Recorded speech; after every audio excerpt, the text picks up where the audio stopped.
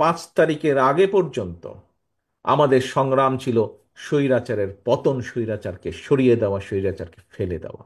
আলহামদুলিল্লাহ, আল্লাহর রহমতে বাংলাদেশের মানুষের সমর্থনে, বাংলাদেশের মানুষের দল মত নির্বিশেষে, শ্রেণী পেশা নির্বিশেষে সকল মানুষের অংশগ্রহণের মাধ্যমে আমরা সক্ষম হয়েছে, এই দেশের মানুষ সক্ষম হয়েছে খেদিয়ে দিতে, বিদায় করে দিতে, পালিয়ে যেতে বাধ্য করেছে দেশের মানুষ স্বৈরাচারকে।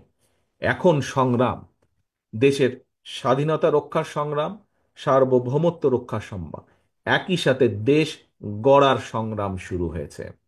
এই দেশের মানুষের রাজনৈতিক অধিকার, রাজনৈতিকভাবে দেশের মানুষকে অধিকার ফিরিয়ে দেওয়া, একই সাথে একই সাথে এই দেশের মানুষের অর্থনৈতিক ভিত্তিকে মজবুত করার যে সংগ্রাম, সেই সংগ্রাম শুরু হয়েছে। এবং এই সংগ্রামকে নেতৃত্ব দিতে পারবেন একমাত্র আপনারা, অর্থাৎ বিএনপি নেতৃত্ব দিতে পারবে।